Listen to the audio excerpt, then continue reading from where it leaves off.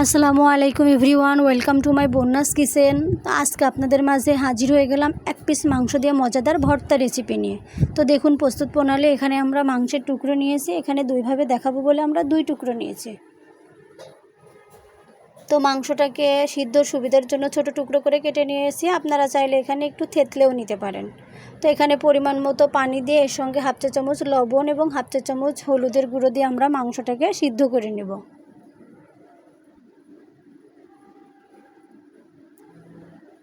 এক পিস মাংস দিয়ে যে পুরো পরিবারের জন্য তৈরি করে ফেলার মতো সুন্দর ভর্তা রেসিপি। আমরা অনেক রকমের ভর্তা খেয়ে থাকি, কিন্তু মাংসের ভর্তাটা কম সংখ্যক মানুষই খেয়েছে। তো আপনাদের ভালো লাগলে একবার ট্রাই করে দেখতে পারেন। তো পানিটা শুকিয়ে এসেছে, আমরা তেল দিয়ে একটু ভেজে নেব। এখানে সয়াবিন তেল দিয়ে আমি ভেজে নিচ্ছি, আপনারা চাইলে এখানে সরিষার তেল অ্যাড করে ভেজে নিতে পারেন।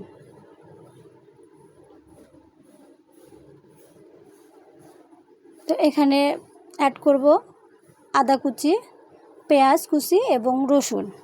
আপনারা আদাটাকে পেস্ট করেও দিতে পারেন।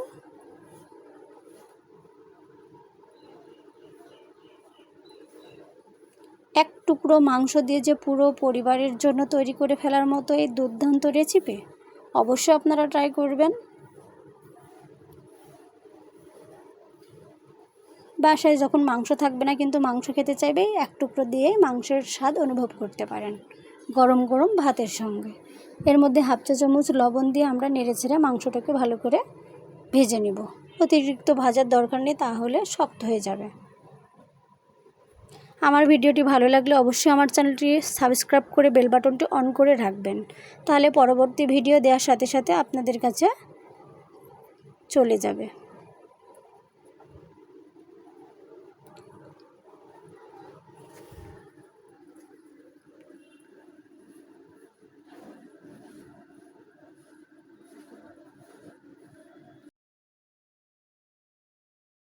এর মধ্যে 4টা কাঁচামরিচ ও 3টে শুকনো মরিচ অ্যাড করে আমরা এই মাংসগুলোর সাথে ভেজে নিব।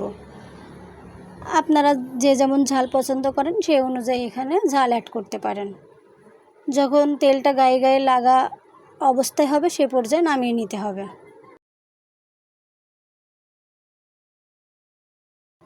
এটা আজকে আমরা দুইভাবে করে দেখাবো, কোনটা বেস্ট হয় সেটাই দেখার পালা।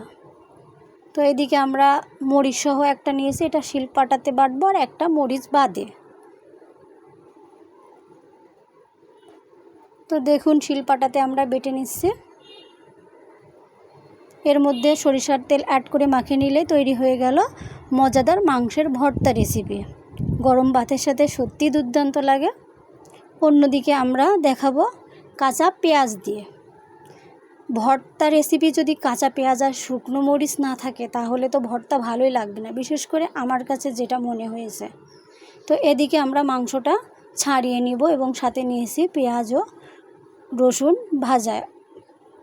এদিকে আমরা 4টে শুকনো মরিচ ভেজে নিয়েছি এবং পেঁয়াজ কেটে নিয়েছি, সাথে হাফ চা চামচ লবণ দিয়ে মাখিয়ে এর মধ্যে সরিষার তেল অ্যাড করে ছাড়িয়ে রাখা মাংসগুলো অ্যাড করে মাখিয়ে নিলেই তৈরি হয়ে যাবে মজাদার এক টুকরো মাংসের ভর্তা।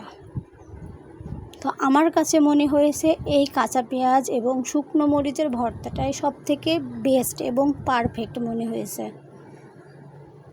তো আজকে আপনাদের গরম ভাতের সাথে খেয়ে দেখাবো। ভালো লাগলে আপনারা বাসায় অবশ্যই ট্রাই করে দেখবেন।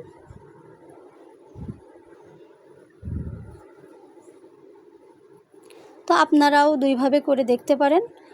কোনটা আপনাদের কাছে ভালো লেগেছে অবশ্যই কমেন্টে জানাবেন।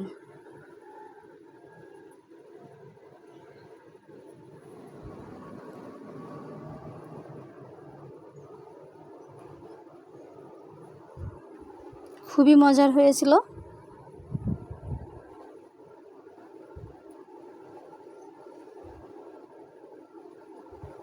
কাঁচা পেঁয়াজটা দাঁতের নিচে পড়লে অন্যরকম একটা ভালো লাগা কাজ করে। আল্লাহ হাফেজ।